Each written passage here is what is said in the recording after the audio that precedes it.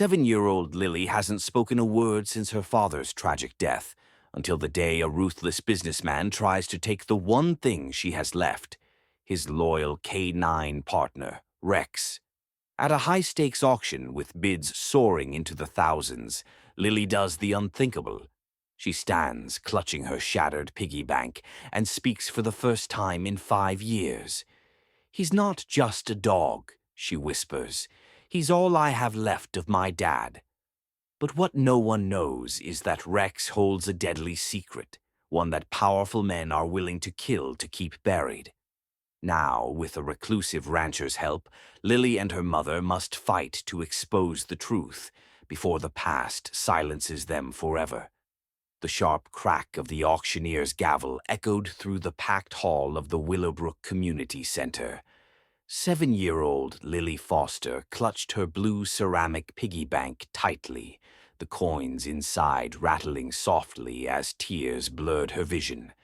Her heart pounded painfully with each bid that rose higher, slicing through her hope like a blade. Across the room stood Rex, her father's K-9 partner, a loyal German shepherd whose keen eyes darted restlessly through the crowd. The moment Rex spotted Lily, his ears perked up, and he let out a low, urgent whine, straining against his leash. The handler yanked him back, but the connection between the girl and the dog had already been witnessed by everyone. Lily's mother, Clara Foster, wrapped an arm around her daughter's thin shoulders, squeezing gently as fresh tears spilled down Lily's cheeks. This auction wasn't just about buying a dog. It was about the last living bond to her father, Deputy Daniel Foster, who had been killed in the line of duty 5 years ago. Since that day, Lily hadn't spoken a word to anyone except Rex. $50,000, called a man near the front, James Holloway, owner of a private security firm. His voice was decisive, his expression unreadable. Lily's breath hitched. Her stepfather, Mark Rivers, shifted uncomfortably beside them, his face betraying relief. He had never understood Lily's bond with Rex, believing the dog was keeping her trapped in grief. Lily's hands trembled violently as she clutched her piggy bank, the weight of her savings suddenly feeling insignificant. She had spent years collecting every penny, dreaming of the day she could bring Rex home. But now, with bids soaring beyond her reach, despair tightened around her chest. Then, from the back of the hall, a quiet voice cut through the tension. $60,000. All heads turned. The speaker was Elias Grant, a reclusive rancher known for his wealth but rarely seen in town. The room fell silent as the auctioneer's gavel came down. "Sold!" Applause erupted, but Lily barely heard it. She locked eyes with Rex, the dog's gaze steady and knowing. Elias Grant had won the bid, but what did that mean for Rex? And what did it mean for her? Lily sat by her bedroom window, staring at the snowflakes drifting past the glass. The room was filled with relics of a happier time, a faded baseball glove, a framed photo of her father in uniform, and a worn stuffed bear tucked under her pillow. 5 years had passed since Deputy Daniel Foster's death, but the pain still clung to the walls of their home like a ghost. Clara stood in the doorway, watching her daughter with a heart heavy with sorrow. Daniel had been more than just an officer. He had been the soul of their family. His death during a routine drug bust had shattered them all. Rex had survived that night, but something in him had changed. He had been Daniel's shadow, his partner, his best friend. And when Daniel was gone, Rex became Lily's silent guardian, the only one she would speak to, the only one who understood her grief. Clara had tried to move forward. Mark Rivers had entered their lives 2 years after Daniel's death, offering stability and comfort. But he could never understand the bond between Lily and Rex. To him, the dog was a reminder of a past that needed to be left behind. One evening, Clara overheard Mark speaking in hushed tones on the phone. "I'll talk to Clara again," he murmured, "but I can't promise anything." Her stomach twisted. She stepped into the kitchen. "Who was that?" Mark hesitated. "James Holloway. He still wants Rex, says the dog would have a better life with him. Clara's hands clenched. Rex is with family. He's all Lily has left of Daniel. Mark shook his head.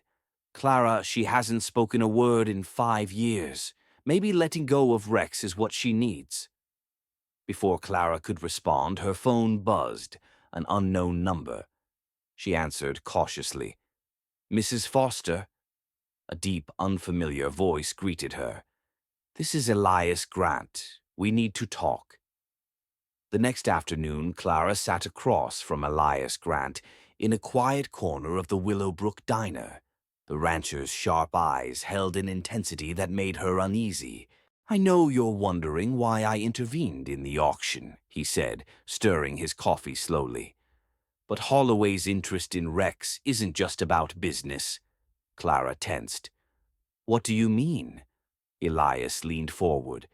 Your husband was investigating Blackthorn Pharmaceuticals when he died, wasn't he? The name sent a chill down Clara's spine. Daniel had mentioned Blackthorn in hushed tones before his death, but he had kept the details from her. Elias continued, his voice low. My sister worked at Blackthorn. She discovered something dangerous, something they didn't want exposed. 3 weeks later, she was dead. Your husband was looking into her case. Clara's breath caught. Are you saying Holloway is connected? Elias nodded. His security firm just signed a major contract with Blackthorn. Rex was trained to detect certain chemicals Blackthorn was using illegally. Holloway doesn't just want a guard dog, he wants to bury evidence. Clara's hands shook as she clutched her cup. Suddenly, the auction, the bids, the way Holloway had stared at Lily. It all made sense. When she returned home, she found Lily curled on the couch, clutching a photo of Daniel and Rex. Clara sat beside her, brushing a strand of hair from her daughter's face. We're bringing Rex home, Lily, she whispered. I promise. Lily looked up, her eyes wide with fragile hope. And for the first time in years, Clara saw something flicker in her daughter's gaze, something like trust. Clara's world shattered the moment she read the email. The words on the screen blurred as her hands trembled, the betrayal cutting deeper than any knife. It was a message from Holloway's assistant, thanking Mark for his continued cooperation in undermining her efforts to keep Rex. Her breath came in short, sharp gasps as the reality sank in. Her husband, the man she had trusted to stand by her and Lily, had been secretly working against them. She printed the damning email, the paper crinkling in her shaking grip, and stormed into the kitchen where Mark stood, oblivious to the storm about to break. The moment she slammed the printout onto the counter, his face paled. His mouth opened, then closed, like a fish gasping for air. Clara, I can explain, he began, but the excuses died on his lips as she fixed him with a glare that could have frozen fire. She didn't yell. Her voice was low, trembling with the effort to keep control. You've been sabotaging us. For him. The accusation hung in the air, thick and suffocating. Mark's shoulders slumped, but his eyes flashed with defiance. I'm trying to help Lily, he insisted, his voice strained. That dog is a constant reminder of Daniel. She'll never move on if we keep clinging to the past. Clara recoiled as if struck. The sheer audacity of his words, the arrogance of thinking he knew what was best for her child, ignited a fury she hadn't known she possessed. You don't get to decide how she grieves, she hissed. Rex is the only thing keeping her from drowning in silence, and you— Her voice broke. You betrayed us. Mark's jaw tightened, his own anger rising. I'm not the villain here, Clara. You're so obsessed with Daniel's ghost that you can't see what this is doing to us. The silence that followed was deafening. Clara took a step back, her chest aching. Then leave, she whispered. And with a final, lingering look, he did. The farmhouse on the outskirts of Willowbrook, was a relic of a forgotten time, its peeling paint and sagging porch a stark contrast to the gleaming corporate offices of Blackthorn Pharmaceuticals. Clara's boots crunched on the gravel as she followed Elias inside, her pulse thundering in her ears. The air smelled of dust and old wood, and the dim light from a single flickering bulb cast long shadows across the floor. Tom Yates, a gaunt man with sunken eyes and fingers stained yellow from years in the lab, met them with a nervous glance over his shoulder. "You shouldn't have come here," he muttered, but the thick folder in his hands told a different story. His voice was barely above a whisper as he spoke, as if the walls themselves might be listening. "Your sister was right, Elias. Blackthorn's been dumping waste into the river for years. When she threatened to go public, they made sure she never got the chance." Clara's breath caught. Daniel had died chasing the same truth. Tom's hands shook as he passed her a USB drive. "Everything's here. Lab reports, internal memos, even the order to neutralize Deputy Foster." The weight of the tiny device in her palm felt like a bomb. Elias's face was grim. Holloway's job was to clean up the mess. Rex was trained to detect their chemicals. He's living proof of their crimes. Clara's fingers curled around the drive, her mind racing. This wasn't just about a dog anymore. It was about justice, about exposing the rot festering beneath Willowbrook's polished surface. Tom's voice cracked. "They'll kill me if they find out I talked to you." Elias clapped a hand on his shoulder. "Then we make sure they don't." As they slipped back into the night, Clara's resolve hardened. She would tear Holloway's empire apart, piece by piece. The town hall was a powder keg waiting to explode. Reporters jostled for space, their cameras flashing like lightning as Sheriff Dawson banged his gavel for order. Holloway sat flanked by slick lawyers, his smirk a silent taunt. Clara kept Lily close, Rex a steady presence at their side. The air was thick with tension, every breath tasting of anticipation and rage.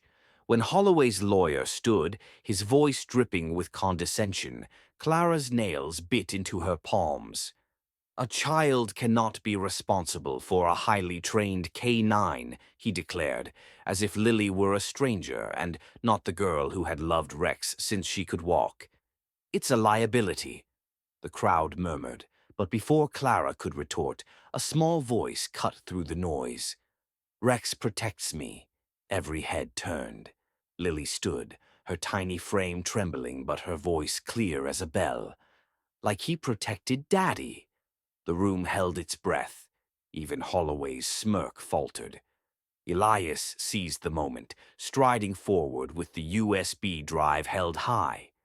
"This isn't about a dog," he boomed. "It's about a cover-up. Blackthorn killed Daniel Foster, and Holloway's here to bury the evidence." Sheriff Dawson's face darkened as he plugged the drive into a projector. The screen lit up with damning documents, emails, invoices, even a signed order with Daniel's name circled in red. The room erupted. Holloway shot to his feet, his composure crumbling. "This is a setup." But the truth was already spreading like wildfire, burning through every lie he'd spun.